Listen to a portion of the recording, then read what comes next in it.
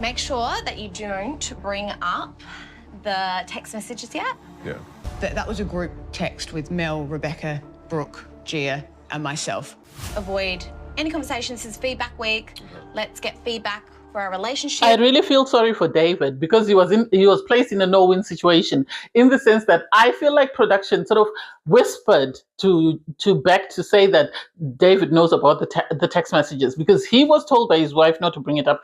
He didn't bring it up, but sadly Beck, as per usual, kept going and going and going until he had no other choice but to address it or to say something. I'm happy that he didn't say anything that might sort of get him into a lot of hot water, but the problem is let it out that they know about the text because they received a copy of the text.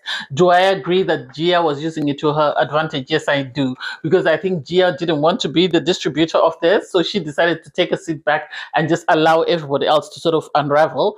And talking about Gia, personally, I don't understand what's going on with her. It's either she wants the attention on her, or this marriage is never going to work, or she knows she doesn't want to stay married to this man, and so she's creating havoc as they're getting to the end of the season.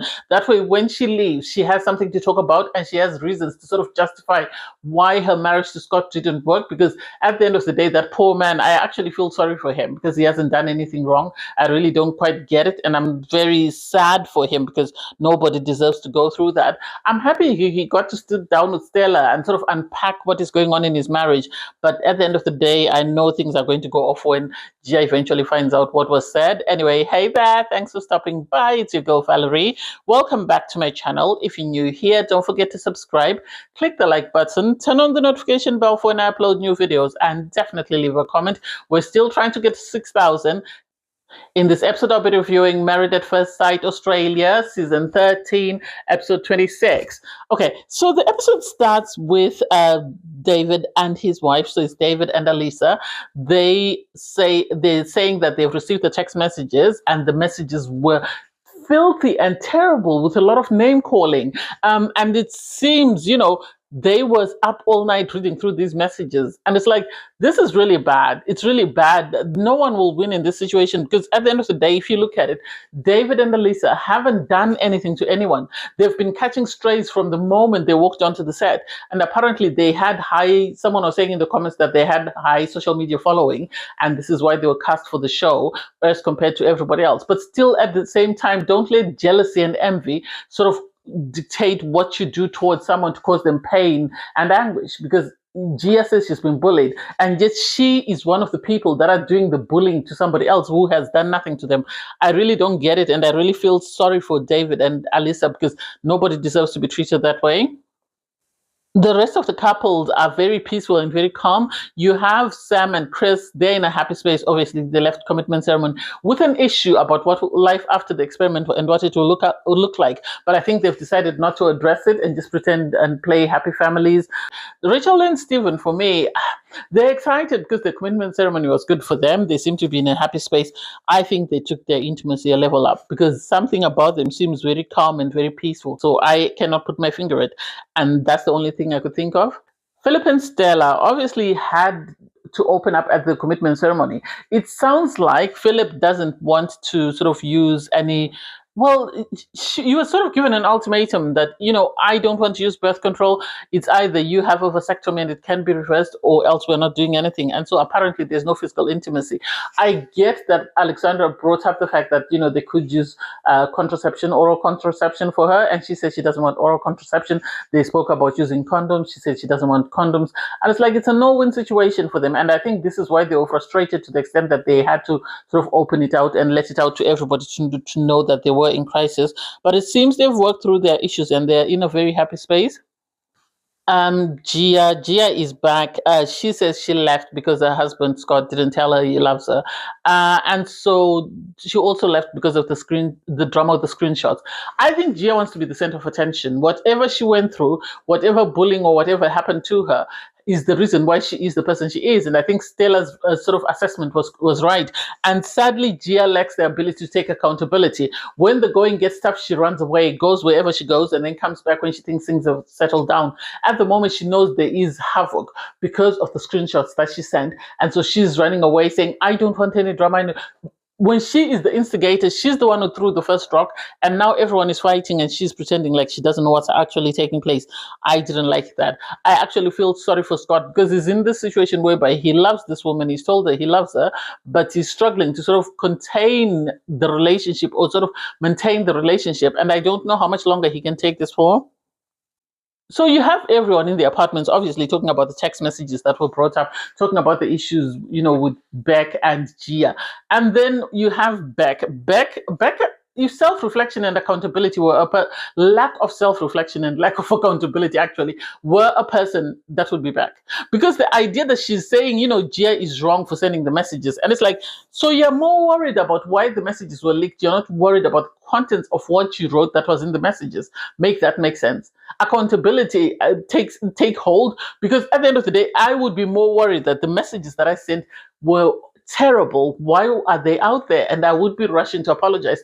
The problem with Gia, not with Gia, actually with Beck, is every time she does something, she apologizes and then she comes back twice as bad. So people then are sort of in this space whereby they really don't want to listen to her. Alisa and David eventually read the messages. Oh my God, they were terrible. They were really terrible. And it's like, why would you call people rats and other names when they haven't done anything to you? What in about them? I know people say, oh, it's social media following. I still maintain, I think it's the fact that they're an interracial couple. I think this is the main issue. The fact they're an interracial couple, because there is nothing else that would bring so much venom towards someone outside of that. Because why weren't they picking on Stella and Philip and saying all those things? Why weren't they picking on any other couple outside of these two? That's the only thing I could think of. And I really feel sorry for them that they are having to go through this. But this is everyday life for most people. So I'm happy that the light is being shown on what some couples go through, all in the name of love. So the couples then receive an assignment. It is feedback week. So it's decided that people are going to partner swap. So they're not doing partner swap as in sharing apartments. It sounds like it's partner swap where you go, you meet up with someone, have a conversation, discuss your couples, and then break down what's going on in your couples. So you have Gia and Scott. Gia is saying she doesn't want to participate. She doesn't want to participate because she knows that she's most probably going to be meshed with Danny, and she has issues with Danny, so she doesn't want to be meshed with him, and she doesn't want to be meshed with Beck, so she would rather not participate. And it's like, seriously, if you're going to start trouble, then, do it with your full chest. If you're going to instigate something, then be prepared to take accountability and apologize and make changes to move on. So the idea that she kept refusing, in the end, you had Scott eventually sort of persuaded to do it. And it's like, I don't think she's going to do it. I wasn't surprised at the end, but I wasn't impressed that she was going to do it. It still came across as though she was most likely going to say no. Beck and Danny. Beck was saying that if she's paired with Gia or Scott, she's going to lie because she doesn't want to say anything honest to them. She doesn't want to get herself in trouble because it seems every time she says something, she finds herself in trouble. And it's like, girl, that's because every single time you've been terrible. I know there's been drama. This is not the first season I've watched of Married at First Sight Australia, but this season is actually worse. It's off the rails, and it's like, how are people allowed to say the things that they're saying and to do the things that they're doing without sort of being held to account for that? So Beck saying she didn't want to sort of share her time with Scott and whatever, I get it and I understand it. You have everyone get ready to go for their partner swap, for their feedback session. And it's like, oh, this is going to be interesting. First to meet up was Stella and Scott. Scott was a bit anxious. You could tell he was a bit anxious because things are not right in his home. And so for him to go for feedback, it's going to be difficult for him to open up truly and sort of say exactly what has happened. So he turned up, he realized he was matched with Stella. He was excited because he said, he and Philip are friends. So he knows Stella is going to give him the best advice, which I think that was the best person to speak to. He said, I told Gia I love her, and he's now worried that she's going to use that against him and sort of try and sort of make things worse for them. Obviously, he spoke about her leaving and the fact that they keep struggling, that every time there's a disagreement or something goes wrong, Gia leaves. And I love the fact that Stella actually said to him, she has baggage that she's coming in with. We all know she was bullied. I don't think she's been that open with her husband. So Stella told him she comes with baggage, and sadly it's up to you to decide whether you're capable of dealing with the baggage that she comes with, because Gia is a very flawed human being who needs a lot of work internally before she can look at anything externally. And sadly, she refuses to do that. And her husband, I think because he really loves his wife, is trying to do the best he can, because he spoke about the fact that I'm trying to be a good sort of dad figure to her daughter. I'm looking for new accommodation, to houses to rent. I'm doing this, that, and the other. And she doesn't seem to acknowledge that. And it's like, well, maybe it's worth you two sitting down again and having a conversation to see what is right and what is wrong, because this is who she is. And I'm happy that Stella told him that just because this is who she is in the experiment doesn't mean when you leave the experiment she's going to be any different. You have to sort of take into account that this might be who you might be dealing with once you leave this experiment, and see whether you're capable of dealing with that. I don't think he has the bandwidth to cope with it. I really don't think he has the bandwidth to cope with Gia and her theatrics. On her part, Stella was saying they're in a very good space. They've been able to sort of address the issues that they had. And so I love that there was a lot of constructive feedback given. And I love that it seems that they were both willing to take it to account. She brought one of those rocks, what do you call it? A crystal, sorry. She brought a crystal for him, and he seemed to really appreciate the crystal, and it seemed to sort of calm him down a bit. I think Scott is a great guy. Sadly, I think the wife that he's matched with is after theatrics. And because she's after theatrics, that marriage, I don't see it working. You had Sam. Sam met up with Philip. And so Sam's issue, which is an issue that they should have addressed, is the fact that, Chris has come up with a plan of what will happen after the experiment. And Sam is saying, I wasn't told about this plan. I only found out about the plan when we sat down at the commitment ceremony. So it seems he is just being placed in this family. And it's coming across to me as though Chris had an idea of what he wanted in a family. Children, check. A farm, check. A gym, check. And the only thing left was a husband. And now that he's found Sam, it sounds like he wants to just take Sam and just plonk him into whatever sort of scenario he has. And so I'm happy that you had Philip tell him that you actually need to have an open and honest conversation and let him know that, this is where you stand and how you feel about the plans that you've made and whether you're willing to sort of take part in those plans. It sounds like Sam is afraid of confrontation, and sadly, he will have to put on his big boy panties and deal with that. We then had Gia. She was supposed to meet up with Danny. Danny presented, the way he was walking was like Humpty Dumpty or a drunk Homer Simpson. I didn't quite get that. Anyway, Danny turned up, and then we later found out that Gia was the one who was supposed to meet up with him. She refused to go. I have a feeling she went, saw who it was, and then turned around and went back. That is where my money is, because the way she was being theatrical and, I'm not going to go. I won't learn anything from anyone in this experiment. There's no one in this experiment whose marriage I want to emulate. And it's like, you could try Stella's, or you could try David and Alisa's way of doing things. Those are marriages that seem to be working. So the idea that you think that you know better than anyone else, why didn't you find yourself a husband in the real world and have a marriage and move on and not need the show to sort of get that? So I didn't understand it.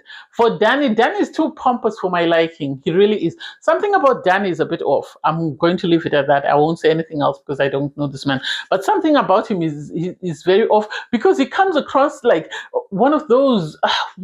Okay, let me not say anything. He comes across. Oh God, he comes across as those wannabe gangsters, you have to respect me, you have to do this, you have to do this, you have to do this. And because he can't get what he wants, this is why he tries to be very pompous. He was complaining that Gia, she's a coward, she's a runner, she's a liar. This is why she didn't come. Gia on her part was saying that if she goes and she meets Danny, he's a liar, he's called her a liar, and things will just escalate. And I feel like these are two people who like to pretend or live up to a hype that they cannot sustain. Gia, in the sense that she's afraid of confrontation, but she's quite happy to start fights and pretend like she wasn't there. On his part, Danny also wants to start fights, but then wants to pretend like he's always right when we all know he's not. You had Alisa and the David. So they were getting ready to go and meet their people. And Alisa said to David, if you meet up with Danny or Beck, don't bring up the text messages. Don't let them know we've got the messages. I will address that at some point. And this was a simple instruction, which I thought, this should be easy for him, seeing as he's a very laid back and calm guy. So the idea of whatever happened at the meetup, personally, I don't blame him. I really don't blame him, because you had Beck come and meet up with him. Beck, when she came, I think somebody, production, must have whispered in her ear and told her that they are aware of the text messages. Because she came, she sat down, and then she initially tried to sort of tease out, oh, I'm excited to see you. I wasn't expecting you. I know we've had our issues, blah, blah, blah. I think she expected this man, since he's always very calm and collected, to just smooth over everything and pretend like nothing is there. So for her to talk about the messages and say, oh, Gia's at fault, Gia's the one who brought these messages out, Gia this, Gia that, until eventually David was saying that, we know what the messages say, and how do you know? And then eventually he had to blurt out that we actually saw the messages.